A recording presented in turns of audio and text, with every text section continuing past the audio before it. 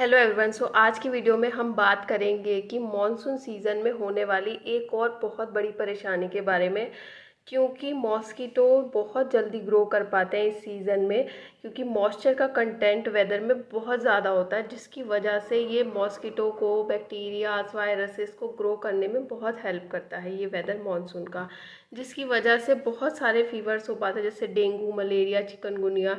आपको पता है कि 34% ऑफ द ग्लोबली डेंगू अभी भी अफेक्ट करता है।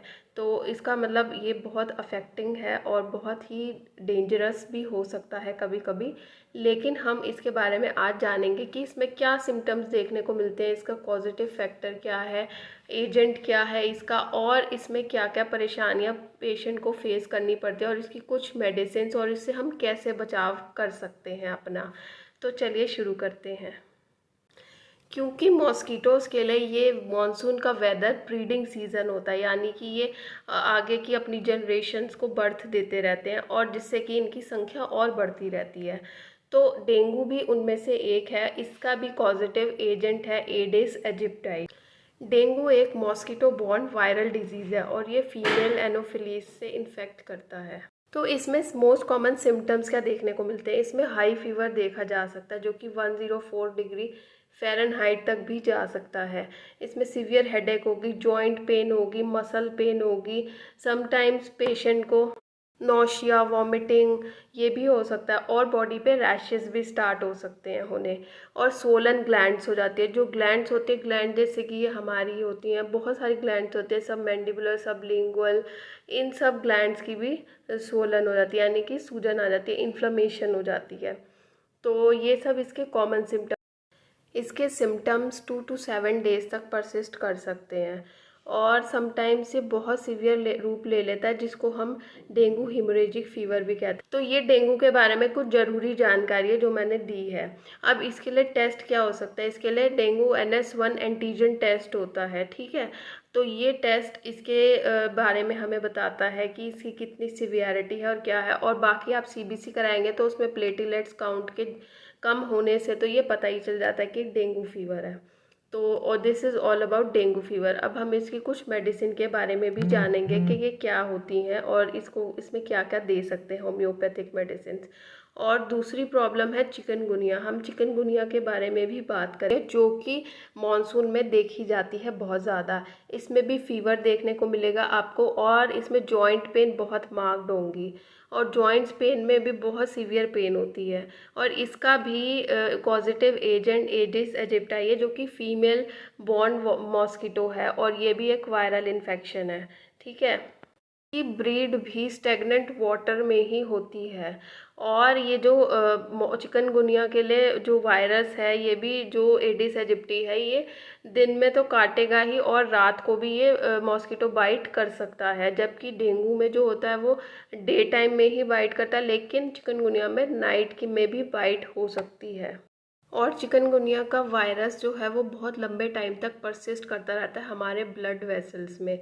तो हमें एलाइसा टेस्ट करवाना पड़ता है, और IgM या IgG एंटीबॉडी को भी हमें जैसे कि 3 वीक्स और 4th वीक या 5th वीक या फिर 2 मंथ्स के अकॉर्डिंग हमें टेस्ट करवाते रहना पड़ता है, कि जिससे पता लग सके कि इसकी एंटीबॉडीज़ प्रेजेंट हैं अभी भी या ये पूरी तरह से ख़त्म हो चुका है। तो ये इसके कुछ जानकारी थी चिकनगुनिया के बारे में। अब मैं बता देती हूँ कि आपको क्या ऐसे वो लेने चाहिए, आपको क्या ऐसे प्रिवेंशन करने चाहिए जिससे कि ये दोनों mosquito borne disease, mosquito borne viruses affect ना करें। पहली बात तो कि वाटर को स्टेगनेट ना होने दें, कहीं भी इकट्ठा ना होने दें। दूसरा ये कि जो आपके कूलर्स हैं या जो कंटेनर्स होते हैं उसमें बहुत लंबे टाइम तक पानी को इकट्ठा ना रखें, उनको थोड़े थोड़े टाइम बाद धोते रहें।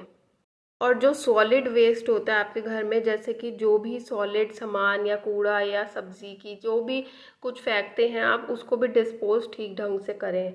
और चौथा ये, अपने बाथरूम में हर दिन वॉश करें, उसे हर दिन वॉश करके उसे हाइजीन मेंटेन करके रखें। उसमें भी करें कि शाम के टाइम अपने घर के दरवाजे बंद ही रखें, क्योंकि उस समय जो मॉस्किटोज़ होते हैं वो डायरेक्टली घर में अंदर आते हैं, तो इसलिए उसको भी मेंटेन रखें। तो चलिए अब हम बात करेंगे इसमें हम कौन सी होम्योपैथिक मेडिसिन दे सकते हैं जिससे कि बहुत आपको रिलीफ मिलेगा और बहुत जल्दी आपकी प्रॉब्लम सॉल्व हो जाएगी।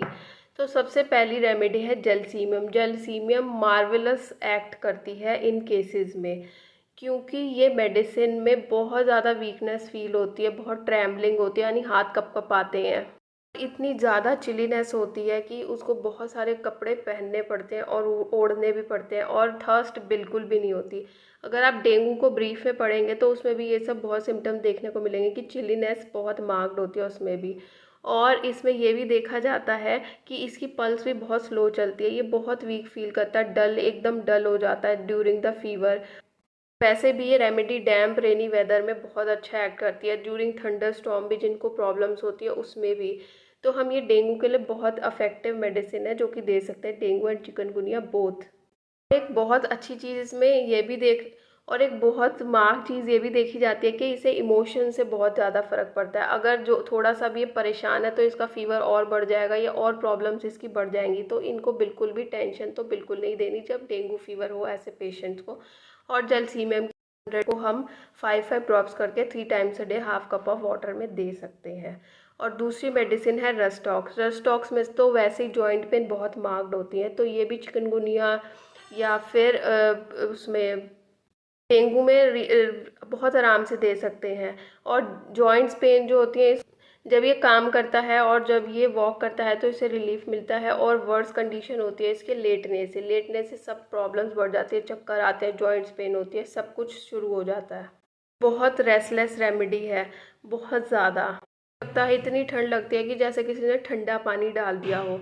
और इसको हीट से बहुत आराम मिलता है, तो इसको अगर ये हॉट फर्मेंटेशन भी करेगा यानी सिकाई भी करता है तो रिलीफ मिलता है। में भी रैशेस बहुत कॉमनली देखे जा सकते हैं विद ईचिंग, और इसको स्ट्रेचिंग करने से जॉइंट्स में पेन में बहुत रिलीफ मिलता है। तो ये भी रेमेडी जो है वो डैम्प रेनी डेज में बहुत अच्छा एक्ट करती है। तो ये कुछ रेमेडी है दो, और इनको दोनों को कुछ कुछ अलग सिम्टम्स पे दिया जा सकता है। दोनों ही बहुत अच्छी रेमेडी है, चिकनगुनिया और डेंगू दोनों फीवर